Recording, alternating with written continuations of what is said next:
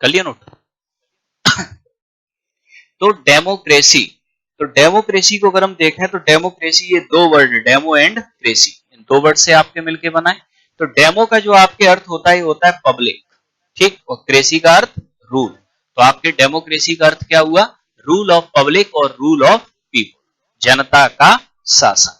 अब डेमोक्रेसी ये जो आपके होती है ये दो प्रकार की होती है, एक डायरेक्ट डेमोक्रेसी और एक इनडायरेक्ट या रिप्रेजेंटेटिव डेमोक्रेसी। तो सबसे पहले तो हम ये देखें कि डायरेक्ट डेमोक्रेसी या प्रत्यक्ष लोकतंत्र किसे कहते हैं। प्रत्यक्ष लोकतंत्र हम कहते किसे हैं? जब जनता स्वयं अपना शासन करे, यानी कि अपने से संबंधित निर्णय कौन ले? जनता स्वयं ले। तो ये कहलाता है आपके क्या? Direct democracy.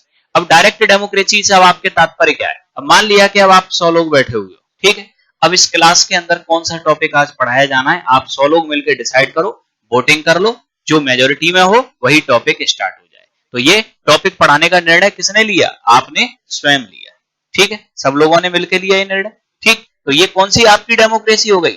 Direct democracy. ये डायरेक्ट डेमोक्रेसी आपकी हुई, ठीक है। यानी कि जब जनता अपने शासन के निर्णय स्वयं ले तो ये होता है प्रत्यक्ष लोकतंत्र। अब होता क्या है प्रत्यक्ष लोकतंत्र में कि आप 100 लोग हो तो आपने ये निर्णय ले लिया, ठीक है, 200-300 लोग हो गए तब आप ये निर्णय ले सकते हो। अब लोग हो जाए 130 करोड़, अब कैसे लोगे? क्या व्यवहार में संभव है 130 करोड़ लोग एक साथ मिलकर निर्णय ले सकें? संभव है ही नहीं, ठीक। अब ये क्लासरूम है, ये एरिया कम है, ठीक, एक कोई कॉलोनी हुई एरिया कम होगा, एक गांव हुआ एरिया कम हुआ, जब एरिया हो जाए जम्मू कश्मीर से कन्याकुमारी, तो अब इतने बड़े एरिया पे लोग एक साथ कैसे निर्णय लें? तो यहां डायरेक्ट डेमोक्रेसी की होती है कुछ सीमाएं। जब जनसंख्या बढ़ जाए या फिर एरिया बढ़ जाए तो डायरेक्ट डेमोक्रेसी प्रैक्टिकली पॉसिबल है ही नहीं, और ऐसी स्थिति में आपके डायरेक्ट डेमोक्रेसी कन्वर्ट हो जाएगी इनडायरेक्ट डेमोक्रेसी या रिप्रेजेंटेटिव डेमोक्रेसी में। अब इनडायरेक्ट डेमोक्रेसी या रिप्रेजेंटेटिव डेमोक्रेसी अब हम किसे कहते हैं? अप्रत्यक्ष लोकतंत्र। होता क्या है आपके इनडायरेक्ट डेमोक्रेसी या रिप्रेजेंटेटिव डेमोक्रेसी में? ये जो आपके जनता होती है किसी क्षेत्र की, ये जनता उस क्षेत्र से करती है चुनाव, किसका? पब्लिक रिप्रेजेंटेटिव यानी कि जनप्रतिनिधि का। जनप्रतिनिधि को वोट देने का जो मतलब होता है वो क्या होता है? अगर आपने किसी कैंडिडेट को वोट दिया है तो इसका अर्थ ये होता है आपने उसे वोट नहीं दिया, आपने अपनी सॉवरेनिटी उसे ट्रांसफर की है, यानी कि आपने अपनी तरफ से निर्णय लेने की शक्ति उस पब्लिक रिप्रेजेंटेटिव को दी, ठीक। तो किसी भी एरिया का जो पब्लिक रिप्रेजेंटेटिव है, जो एमपी और एमएलए है, इसका मतलब क्या है?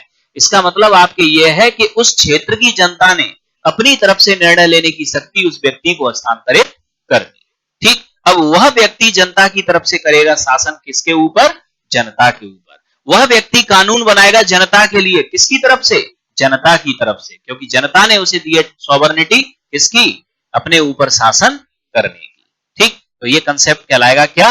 रिप्रेजेंटेटिव डेमोक्रेसी, प्रतिनिधात्मक लोकतंत्र, या इनडायरेक्ट डेमोक्रेसी, अप्रत्यक्ष लोकतंत्र, ठीक। तो जितने भी आपके जो पब्लिक रिप्रेजेंटेटिव जनता की तरफ से निर्णय लेते हैं ये होता है इनडायरेक्ट डेमोक्रेसी का एग्जांपल, जैसे एमपी, एमएलए, नगर पालिका, नगर निगम, ठीक। इसके अलावा panchayat, district panchayat, block panchayat, village panchayat.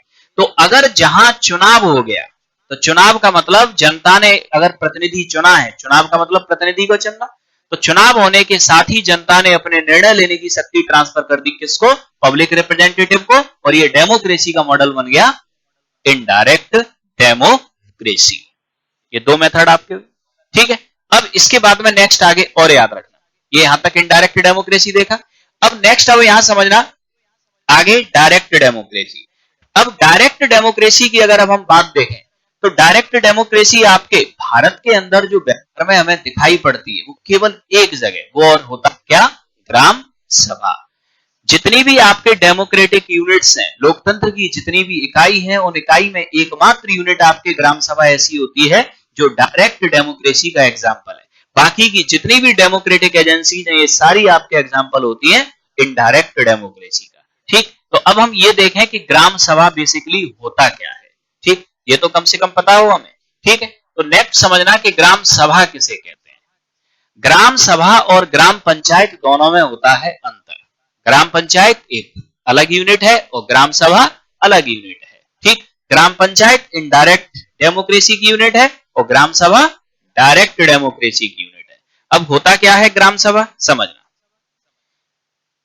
ये हमने लिया कोई विलेज, एक कोई गांव हुआ आपके, मान लिया कि किसी गांव की आपके जो जनसंख्या है, ये जनसंख्या हमने ली आपके 10,000 लोग किसी गांव में हैं, ठीक है। अब अगर 10,000 लोग किसी गांव में हैं तो क्या सारे ही वोटर होंगे इसमें? कुछ बच्चे भी तो हो सकते हैं, ठीक। यानी कि वे लोग जिनकी उम्र 18 साल से कम हो, पूरा गांव दो हिस्सों में विभाजित हो जाएगा।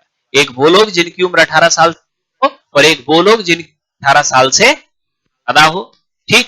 तो हमने देखा कि गांव के अंदर 18 साल से ज्यादा के जो व्यक्ति हैं वो हैं केवल 8,200। तो वोटर कौन होगा? यही 8,200 लोग होंगे। तो किसी गांव के अंदर जो रजिस्टर्ड वोटर होते हैं इन्हीं को हम बोलते हैं ग्राम सभा। तो ग्राम सभा किसी एक व्यक्ति की सभा नहीं है। ग्राम सभा का आपके जो अर्थ होता है वो होता है क्या? All registered voters of the village, यानी कि किसी गांव के सभी पंजीकृत मतदाता, किसी गांव के सभी पंजीकृत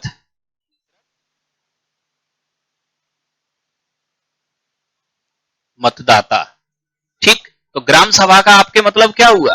all registered voter of the village, यानी कि किसी गांव के जो सभी पंजीकृत मतदाता होते हैं उन्हीं को हम क्या कहते हैं? ग्राम सभा। अब ग्राम पंचायत का आपके इलेक्शन होगा, तो ये है आपके विलेज पंचायत।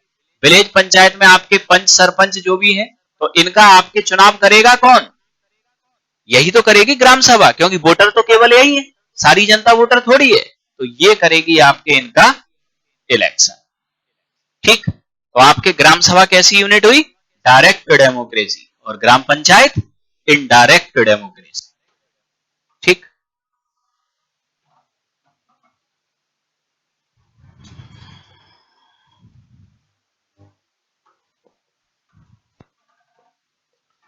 अब डेमोक्रेसी के अंदर जो आपके मेजर पॉइंट आता है आपके, वो आता है क्या?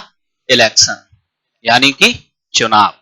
अब जरा अब हम नेक्स्ट पॉइंट यहां समझ लें कि डेमोक्रेसी बिना इलेक्शन के तो स्टार्ट ही नहीं होगी, ठीक। क्यों? क्योंकि डायरेक्ट डेमोक्रेसी तो व्यवहार में संभव है ही नहीं, ठीक। तो अब आपके डेमोक्रेसी में नेक्स्ट हेडिंग इलेक्शन, यानी कि चुनाव। इलेक्शन कहते किसे?